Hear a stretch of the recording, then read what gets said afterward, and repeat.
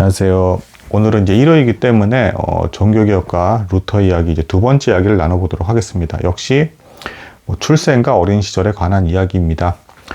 루터는 이제 1483년생이고요. 이제 어린 시절을 이제 만스펠트라는 이제 그 광산 지역에서 이제 태어나서 생활을 하게 됩니다. 오늘은 부모에 대한 이야기가 나올 텐데요. 이제 그 부모를 통해서 이제 루터의 성장 배경에 대해서 이제 알아보려고 하는 것입니다.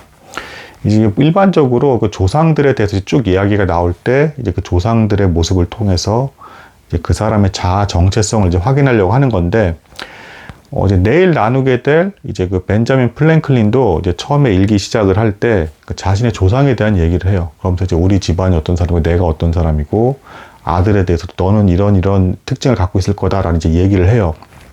그러니까 어떤 인물을 살펴볼 때 적어도 최소한 그 부모에 대한 어떤 배경과 동네 배경을 살펴보는 건 이제 어떤 첫걸음이라고 볼 수가 있겠습니다.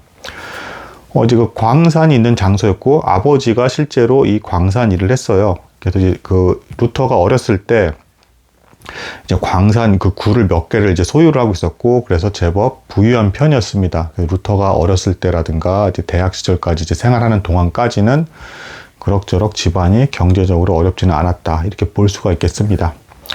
자, 여기서 이제 좀 더 들어가서, 그럼 루터의 아버지는 일단 어떤 사람이었냐? 한스 루터인데, 그 동네에서는 그래도 좀 지혜로운 편의 사람이었다. 하지만 교육을 전문적으로까지 잘 받은 사람은 아니었고, 여기서 이 광산업을 이제 진행을 하는데 되게 중요한 요소가 하나 있었어요. 그건 뭐냐면 그 해당 관할 지역에 백작들이 있는데, 이 백작과 주기적으로 계약을 맺어야 됐어요. 그러니까 이제 이 광산을 내내 그냥 영구적으로 소유하는 게 아닙니다. 이 계약을 잘 해야 이 광산업을 잘 돌릴 수가 있기 때문에, 이런 이유 때문에 이제 한스 루터는 이제 자신의 아들 마르틴 루터를 법학을 이제 전공하길 바랬습니다. 이 계약을 잘 연결해서 집안의 어떤 부유함을 계속 이제 성장시키기 위해서 내 아들은 법학을 배웠으면 좋겠다, 라는 이제 강렬한 이제 염원을 갖고 있었고, 마르틴 루터가 그 집안 많은 아이들 중에서 실제로 그래도 공부를 가장 잘하는 편이었습니다. 아버지의 또 다른 특징은 뭐냐면, 그 신앙관에 있어서는 그럼 대단한 어떤 열렬한 신앙을 가지신 분이셨냐? 그거는 아니었습니다. 이제 그냥 그때 당시에 그 천주교식의 어떤 미사나 이런 걸 진행하면서 참석을 한 사람이었지만, 이 광산업이 어떤 특징이 있죠? 어떤 광맥을 짚어야 되죠. 그러니까 어디를 팠더니 뭐가 펑 터져서 나왔더라, 뭐 금이 나오더라, 뭐 은이 나오더라, 좀 광산이 어디 가나 얻어 걸려야 되잖아요. 그래서 이런 일확천금식 어떤 이제 부자가 되고픈 욕망에 어느 정도 사로잡혔던 인물이기도 하면서도 나름의 합리성은 잃지 않고 잘 운영하려고는 하는 어떤 그 정도의 어떤 이제 사업선을 가지고는 있으신 분이셨다. 하지만 이제 문제는 나중에 이제 이분이 말년에 갔을 때 그 이제 훨씬 부자들이 있었어요. 그 이제 고액의 이자를 들여서 유대인들과 거래를 하면서 이제 그 돈을 융통을 해가지고 큰 규모로 사업을 하는 사람이 있었는데, 이러한 경제관에 대한 이해는 없었습니다. 이 한스 루터, 이제 루터의 아버지죠. 그러니까 마르틴 루터의 아버지죠. 그런 경제관이 없어서 이 사업이 나중엔 쇠락을 하게 되고, 마침내는 이제 광산을 소유하지도 못하게 되면서 그냥 밑에서 노예처럼 좀 일하게 되는 상태까지 내려앉게 되는 그런 배경을 가지고 계신 아버지입니다. 그러니까 아버지는 어떤 분이십니까? 한마디로 뛰어난 신앙관을 갖고 있는 분도 아니고, 뭐 신앙에 있어서 어떤 루터에게 도움이 될 만한 무언가가 있으신 분이 전혀 아니시다.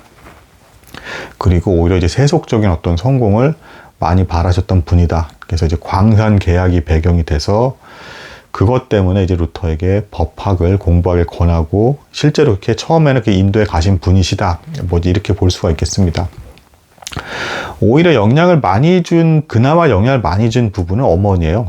그러니까 어머니의 어떤 그 가문이 아이제 나으라는 지역에 있는데, 루터가 14살 때 이제 그쪽으로 보냅니다. 그쪽이 이제 좀 교육 여건이 좋았기 때문이에요. 이 14살까지 루터에 있어서 굳이 도움이 된 걸 하나를 꼽자면, 그 만스펠트 광산 지역에서 영향을 받은 걸 마무리 좀 정리하자면, 신기하게 그 작은 도시 마을에 라틴어 학교가 있었어요. 그러니까 이때 당시 유럽에서 라틴어는 지금의 영어와 같습니다. 그러니까 이제 상류층들끼리 지식을 공유를 하고 책을 나누려면 다 라틴어로 썼어요. 근데 이제 이때 루터가 라틴어에 대한 굉장히 좀 두각을 나타내면서 이 작은 마을에서도 라틴어를 배울 수 있는 이 환경이 주어졌다. 이것이 나중에 이제 크게 사용이 되게 되는 거고요. 또 한 가지는 이 광산 지역의 특징이 어땠냐면 굉장히 살벌했다, 분위기가. 그러니까 이제 힘들게 완전 옛날식으로 일을 하다 보니까 광부들 간에도 싸움이 붙어서 막 누가 죽는 일도 막 발생을 하고요. 그 뭐 사기와 막 이런 것들도 많이 발생을 하고, 같이 술자리에서 마시게 되면 막 심지어는 막 이 정도에 막 싸움이 좀 나고 뭐 약간 좀 서로 트러블이 생긴다고 하면 이 술잔으로 머리를 막 때리면서 막 서로 막 싸우기도 하고 이런 험악한 분위기였다. 여기서 이런 어떤 분위기 한번 밀리면은 막 집단으로 막 이제 괴롭힘도 당하고 이런 분위기였기 때문에 여기서 살아남는 법을 배운 마르틴 루터는 이제 이런 배경을 보면서 리더십과 어떤 가끔씩 드러나는 어떤 투사적인 기질들, 이제 살아남는 어떤 방법들, 리더십, 어떤 이런 부분의 어떤 행동이 어릴 때 이제 이런 배경에서 영향을 받은 것 같다라고 봅니다. 그리고 어머니의 어떤 출신지인 아이젠하우에서는 어머니는 루터를 그래도 그나마 좀 더 상세하게 봤어요, 아버지보다. 얘는 법학보다는 왠지 인문학에 어떤 어울릴 것 같다. 여전히 뭐 두 부모가 루터가 일단 나중에 이제 천주교 사제가 될 거라는 건 전혀 예상을 못 했고요. 인문학 쪽에 좀 소양이 있을 것 같고, 그래서 자신의 그 집안을 이제 보냅니다. 이제 아이젠하우 지역으로 보내서 거기서 숙박을 하면서 또 이제 교육을 받게 되는데, 여기서 실제로 루터가 시문학과 고전에 대해서 굉장히 능통하게 되면서 그 라틴어를 기반으로 해서 책들도 많이 보게 되면서 이 부모의 생각을 훨씬 뛰어넘는 이제 지식적인 어떤 생각을 하기 시작을 하고요. 그럼으로써 인문학적인 어떤 해석의 기반의 틀을 마련을 하게 된다. 이게 나중에 성경 해석의 틀에 기반으로 깔린 것이죠. 자, 그럼 이제 여기까지 이제 나눠보면, 이제 루터에 대해서 이 사람이 수사가 되고 나중에 여기서 또 한 번 크게 이제 변화가 일어나서 종교개혁가로 이제 사용이 되게 하는데 부모가 방향성을 가지고 어떤 행동한 건 하나도 없다. 전혀 예상 못하게, 물론 교육에 힘쓴 건 맞지만 부모가 생각했던 루터의 모습은 법학가라든가 아니면 인문학자 정도, 그래서 교육을 받아서 그걸 먹고 사는 그런 아들, 나중에 우리에게 뭔가 도움이 될 법한 아들이 되길 바랬다라는 거. 전혀 종교개혁에 어떤 도움이 되려고 한다거나 나중에 뭐 카톨릭 하다못해 뭐 사제가 될 거를 예상하고 어떤 교육을 한 건 하나도 없었다. 뭐 이렇게 볼 수가 있겠습니다. 뭐 오늘 요즘에 이제 제가 나누고 있는 세 인물, 그러니까 이제 마르틴 루터와 그 다음에 이제 뭐 벤자민 프랭클린, 그리고 이제 또 누가 있어, 스티브 잡스. 그러니까 스티브 잡스 같은 경우는 부모에게도 스티브 잡스의 어떤 적성을 맞춰주려고 하긴 하지만 이 역시도 뭐 트러블이 있었습니다. 그러니까 뭐 대학교를 나중에 스티브 잡스가 중퇴하게 되는데 뭐 이것까지도 트러블이 있었고 기타 등등. 그러니까 어떤 아이든 지금 이 세 사람 다 부모가 바란 계획대로 움직이는 아이는 없었다. 그러니까 제가 아이 입장에서 무조건 부모의 말을 뭐 듣지 말라는 걸 지금 얘기하는 게 아니라 어느 아이든 부모의 기대에 맞게 정확하게 크는 아이는 하나도 없더라.